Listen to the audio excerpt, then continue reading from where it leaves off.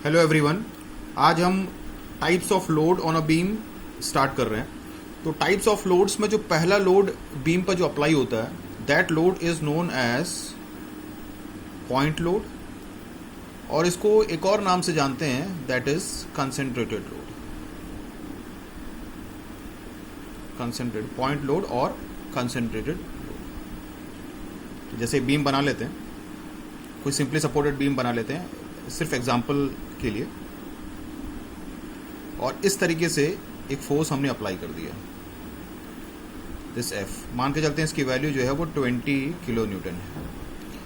तो इस टाइप का जो फोर्स है या इस टाइप का जो लोड है वो जो बीम के एक पॉइंट पर एक्ट करेगा, तो जो फोर्स बीम के एक पॉइंट पर एक्ट करेगा या जो लोड एक पॉइंट पर एक्ट करेगा उसको हम लोग पॉइंट लोड कहेंगे। चूंकि ये 20 किलो न्यूटन, यानी कि 20 किलो न्यूटन को हम समझ सकते हैं कि काफ़ी ज़्यादा है, दैट इज 20,000 न्यूटन। तो 20,000 न्यूटन का जो फोर्स है वो बीम के एक पॉइंट पर एक्ट कर रहा है, तो बीम के एक पॉइंट पर कंसंट्रेट हो चुका है, इसीलिए हम इसको कंसंट्रेटेड लोड भी कहेंगे।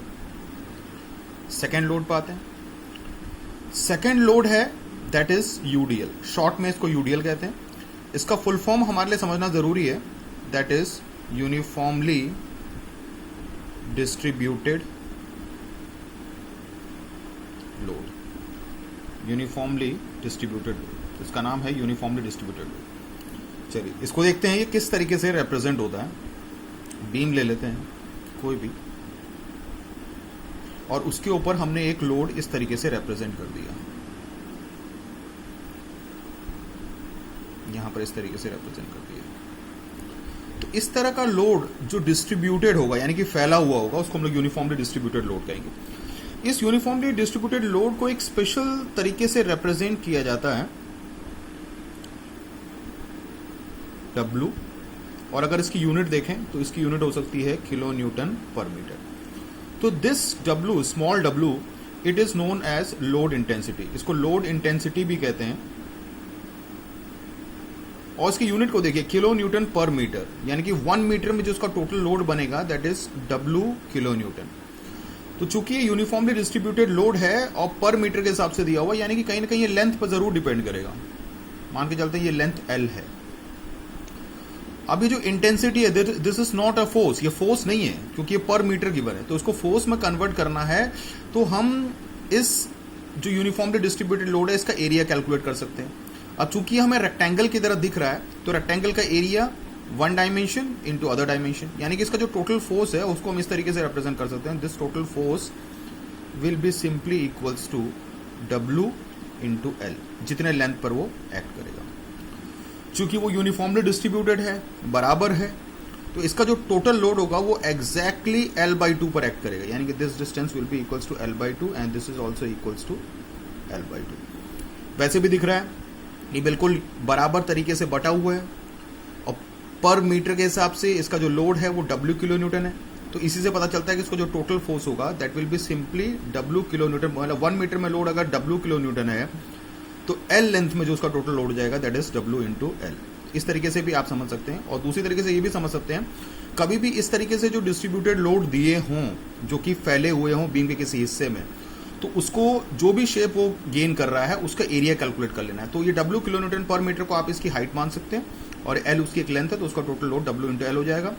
चूंकि वो यूनिफॉर्मली डिस्ट्रीब्यूटेड है, बराबर बटा हुआ है, तो उसका जो टोटल सेंटर ऑफ लोड होगा वो पूरी लेंथ के बिल्कुल बीचों बीच में होगा, यानी कि L/2। This is uniformly distributed load. इस यूनिफॉर्मली डिस्ट्रीब्यूटेड लोड को इस तरीके से भी रिप्रेजेंट किया जाता है, जैसे फॉर एग्जांपल इसकी वैल्यू ले लेते हैं 5 किलो न्यूटन पर मीटर, और ये मान लेते हैं 4 मीटर। यानी कि अगर इसके टोटल फोर्स को रिप्रेजेंट करना होगा तो आप इसको बीचों बीच में इस तरीके से रिप्रेजेंट कर सकते हैं।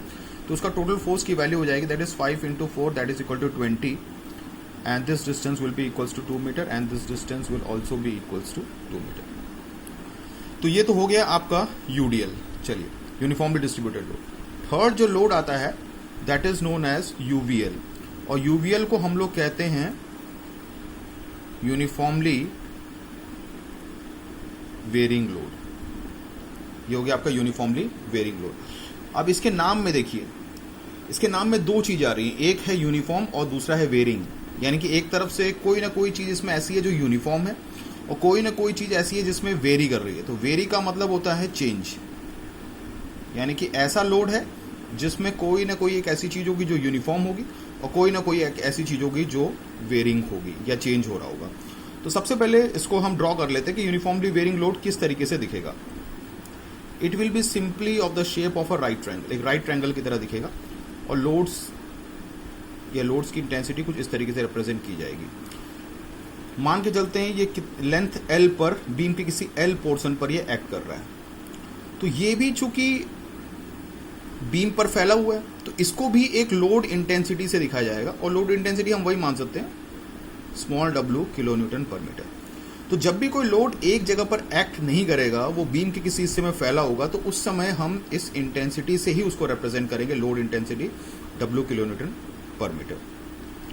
अब इसका जो टोटल लोड है यानी कि टोटल फोर्स बनेगा, because this is kilo newton पर metre, it is not force, क्योंकि फोर्स होता तो सिर्फ किलो न्यूटन में होता, तो इसका जो टोटल फोर्स दिया जाएगा वो उसके एरिया से दिया जाएगा। और चूंकि ये ट्रायंगल राइट ट्रायंगल का शेप अटेन कर रहा है, तो उसका जो टोटल फोर्स होगा उसके एरिया से दिखा जाएंगे, तो उसका टोटल फोर्स होगा that is equal to half into W into L।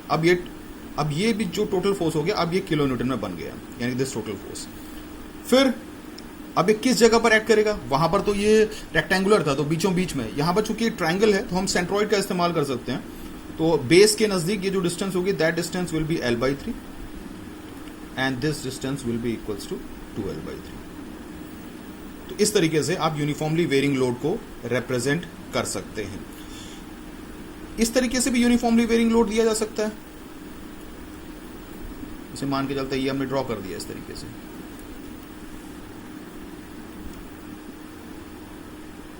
इसका सारा लोड यहां पर एक्ट करेगा and that will be equals to half into W into L।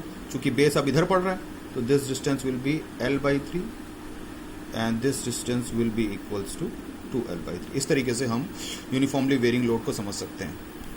अब इसका नाम यूनिफॉर्मली वेरिंग है, यानी कि इसका मतलब है कि जो लोड की जो इंटेंसिटी है वो लगातार चेंज हो रही है। क्योंकि अगर हम इस जगह पर समझें तो इस जगह पर जो लोड की जो इंटेंसिटी होगी, जो फिलहाल यहाँ पर W है, वो W नहीं होगा, वो W से कम होगा, क्योंकि अगर इतने पर होगा तो वो कुछ और होगा।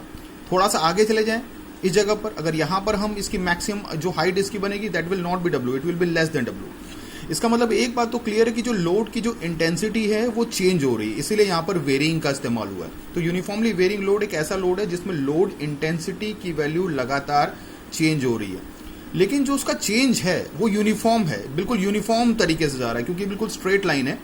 तो कहीं पर भी अगर हम एंगल ले लें, जैसे यहाँ पर जो एंगल होगा वो थीटा होगा, यहाँ पर भी एक लाइन ड्रॉ कर दें तो ये एंगल भी थीटा होगा, कहीं पर भी हम लाइन ड्रॉ कर दें दैट विल बी थीटा। इसका मतलब है जो the load intensity is changing, the load intensity is varying, but the rate at which it is changing, लेकिन जिस रफ्तार से ये लोड इंटेंसिटी चेंज हो रही है वो कांस्टेंट है, उसकी एक ही रफ्तार है, क्योंकि यहाँ पर हर जगह जो उसका स्लोप है या एंगल है वो सेम है। अब इसको हम ऐसे भी समझ सकते हैं, जैसे मान के चलिए लोड आपका ऐसा ना देखे ऐसा दिया होता, रैंडम कोई लोड इस तरीके से, और इसकी इंटेंसिटी मान के चलते हैं W किलो न्यूटन पर मीटर के हिसाब से दी जाती। तो इस केस में हम ये समझ सकते हैं कि अब इसका जो टोटल लोड होगा that will be simply given by it's area. अब हमें ये शेप पता नहीं है इसलिए हमने सिर्फ एरिया लिख दिया, और मान के चलते हैं ये total length that is L है। तो इस जगह पर हम इसको यूनिफॉर्मली वेरिंग लोड नहीं कह सकते, हम इसको जस्ट एक वेरिंग लोड कहेंगे, यानी कि बदल रहा है, लोड इंटेंसिटी बदल। जैसे यहाँ पर अगर हम हाइट देखें तो ये जो हाइट होगी वो W किलो न्यूटन पर मीटर नहीं होगी, यहाँ पर जो हाइट होगी वो W किलो न्यूटन पर मीटर नहीं होगी। इसका मतलब है लोड इंटेंसिटी तो बदल रही है जैसे यूनिफॉर्मली वेरिंग लोड में था, लेकिन ये भी नहीं पता है कि वो कैसे बदल रही है, कभी बढ़ रही है फिर कम हो रही है, यानी कि ये सिंपली एक जनरल वेरिंग लोड है। इसको हम यूनिफॉर्मली डिस्ट्रीब्यूटेड लोड नहीं कह सकते क्योंकि ये यूनिफॉर्मली नहीं बदल रही है। और पिछले केस में जो हमने देखा था यूनिफॉर्मली वेरिंग लोड में, उसमें का स्लोप सेम था, यानी कि वो बिल्कुल यूनिफॉर्मली वेरी कर रही है। तो चलिए ये तो, और आमतौर पर आपको इस तरीके से लोड्स नहीं दी जाएंगे, आपको यूनिफॉर्मली वेरिंग लोड ही दिया जाएगा। चलिए फोर्थ देखते हैं, दैट इज कपल। कपल भी एक प्रकार का लोड है जो बीम पर ऐड कर सकता है। तो ये बीम बना लिया, तो कपल को मान के चले आपके पास एक ऐसा सिचुएशन दे रखा है, ये देखिए यहाँ पर कोई फोर्स F है और यहाँ पर कोई फोर्स F है, और मान के चलते हैं इनके बीच की जो डिस्टेंस है, इन दोनों फोर्स के बीच की डिस्टेंस है, मान के चलते हैं D दे रखी है या A दे रखी है, मान सकते हैं। तो इसका मतलब है एक बीम है और बीम के किसी पॉइंट पर एक कपल ऐड कर रहा है, और कपल के बारे में हम जानते हैं couple is a system of, couple एक ऐसा सिस्टम है of two equal and opposite force, दो इक्वल और अपोजिट फोर्स होने चाहिए and separated by a fix distance, और उनके बीच की दूरी फिक्स होनी चाहिए। तो इस तरीके से भी आपको एक्सटर्नल लोड दिया जा सकता है जो कि कपल है। अब जब भी हम आगे न्यूमेरिकल प्रॉब्लम सॉल्व करेंगे तो कपल को हम इस तरीके से नहीं छोड़ देंगे। कपल का जो इफेक्ट है, कपल का इफेक्ट क्या है? तो कपल का इफेक्ट सिर्फ एक ही चीज होता है, मूवमेंट बनाना या रोटेशन देना। तो हम जब भी न्यूमेरिकल प्रॉब्लम सॉल्व करेंगे तो कपल की जगह उसके मूवमेंट को दिखा देंगे, दर्शा देंगे। तो कपल का मूवमेंट सिंपली निकल आएगा, that is F into A. तो कपल का मूवमेंट निकालने का बहुत ही सिंपल तरीका है। The movement of a couple is simply calculated by multiplying the either force. इन दोनों में से कोई भी एक फोर्स पकड़ लीजिए, क्योंकि दोनों F है, और उनके बीच के फिक्स डिस्टेंस से मल्टीप्लाई कर देते हैं, दैट इज, और फिक्स डिस्टेंस ए है तो मूवमेंट इसका बन जाएगा F इंटू ए। यानी कि कपल सिर्फ एक ही चीज बना पाएगा, दैट इज मूवमेंट, और उसका फोर्स के नजरिए से कोई कंट्रीब्यूशन नहीं होगा, क्योंकि कपल की वजह से जो नेट फोर्स होगा वो हमेशा जीरो होगा, क्योंकि ये F है और ये F है, दोनों इक्वल और अपोजिट है, तो नेट फोर्स इसकी वजह से जो बीम पर लगेगा F माइनस F वो जीरो हो जाएगा। लेकिन कपल एक ही प्रभाव डालता है बॉडी पर या बीम पर फिलहाल, और that is movement, and that movement is F into A. तो यानी कि इस कपल को हम ऐसे भी रिप्लेस कर सकते हैं, जैसे फॉर एग्जाम्पल इस पॉइंट का नाम B है, तो इस B पॉइंट पर हम एक मूवमेंट इस तरीके से दिखा सकते हैं, एंड दैट मूवमेंट की जो वैल्यू होगी F इंटू F, और A की वैल्यू आपको गिवन होगी तो आप इजीली कैलकुलेट कर सकते हैं। तो ये तो हो गया कपल का एक तरीके से रिप्रेजेंटेशन। कपल को कभी कभी ऐसे भी दिखाया जाता है, मान के चले बना वैसा ही है। फॉर एग्जाम्पल यहां पर ऐसा लग रहा है कि हाँ एक फोर्स ये है, एक फोर्स ये है, उनके बीच की डिस्टेंस, लेकिन यहां पर इन्होंने वैल्यू लिख दी है 20 किलो न्यूटन मीटर। तो ऐसे केस में आपको लगेगा हाँ ये तो कपल है, एक फोर्स ऐसे दे रखा है, एक फोर्स ऐसे दे रखा है, और उनके बीच की डिस्टेंस हमें गिवन होनी चाहिए, ताकि हम फोर्स को उस पर्टिकुलर डिस्टेंस से मल्टीप्लाई करके मूवमेंट बना दें, और उस मूवमेंट को हम आगे न्यूमेरिकल्स को करने के लिए रिप्रेजेंट कर दें। लेकिन ऐसे केस में आपको यूनिट ध्यान से देखनी है। यहाँ पर लिखा हुआ है किलो न्यूटन मीटर, यानी कि पहले से इस कपल का मूवमेंट आपको बना के दे रखा है किलो न्यूटन मीटर। तो इसका मतलब आप सिंपली इसको इस तरीके से भी ड्रॉ कर सकते हैं। बस ये पॉइंट का नाम मान के चलते हैं C है, तो C पॉइंट पर आप सिंपली इसको इस तरीके से रिप्रेजेंट कर सकते हैं, that is 20 kilo newton meter, क्योंकि फोर्स की आपको जरूरत नहीं है, ऑलरेडी मूवमेंट बना रखा है। अब आपको ये भी ध्यान देना है कि जैसे हमने ये मूवमेंट सीधे से बना दिया क्लॉकवाइज, अब ये मूवमेंट एंटी क्लॉकवाइज भी हो सकता है। ये घड़ी की दिशा में क्लॉकवाइज है, एंटी क्लॉकवाइज। अभी एंटी क्लॉकवाइज क्यों नहीं है? तो इसको हम बहुत इजीली समझ सकते हैं। आप कहीं बीच में ऐसे कोई पॉइंट ले सकते हैं, मान के चलते इस पॉइंट का नाम X है, ये X है इस पॉइंट का नाम। इस पॉइंट के अबाउट आप इन दोनों फोर्सेस को, मान के चलो कोई फोर्स रहा होता दैट इज F, और ये भी कोई फोर्स रहा था F, इस पॉइंट के अबाउट इन दोनों फोर्सेस को रोटेट कर दीजिए। तो इस पॉइंट के अबाउट अगर ये F रोटेट करेगा तो इसको सेंटर मानते हुए इस फोर्स को घुमाएंगे तो ये क्लॉकवाइज घूम जाएगा इस तरीके से। ये F को रोटेट कराना है, ये तो X के अबाउट तो क्लॉकवाइज घूम जाएगा। इसी तरीके से इस पॉइंट के अबाउट अगर हम इस फोर्स को भी घुमाएं, इस पॉइंट को सेंटर मानते हुए इस फोर्स को घुमाएंगे तो सर्कल इस तरीके से बनेगा, तो ये भी क्लॉकवाइज बनेगा। इसका मतलब है ये F और ये F दोनों इस पॉइंट के अबाउट क्लॉकवाइज घूम रहे हैं, यानी कि दोनों का जो टोटल मूवमेंट होगा, जो कि कपल का भी मूवमेंट जाना जाता है, वो डेफिनेट सी बात है क्लॉकवाइज होगा। आप उस बात को यहां पर भी समझ सकते हैं, जैसे ये F था, ये F था, एक पॉइंट इस कपल के बीच में कहीं पर भी ले लेते हैं, मान के चलो यहां पर इन दोनों कपल के बीच में पॉइंट लेना थोड़ा ठीक रहता है, थोड़ा इजी पड़ता है।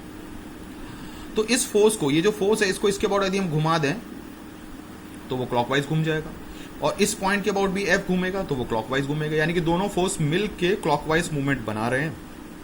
इसका मतलब है पूरे कपल का जो मूवमेंट होगा वो डेफिनेटली क्लॉकवाइज होगा, इसीलिए हमने यहाँ पर क्लॉकवाइज रिप्रेजेंट किया है। और फर्दर चीज़ों को हम लोग नेक्स्ट लेक्चर में डिस्कस करेंगे। Thank you.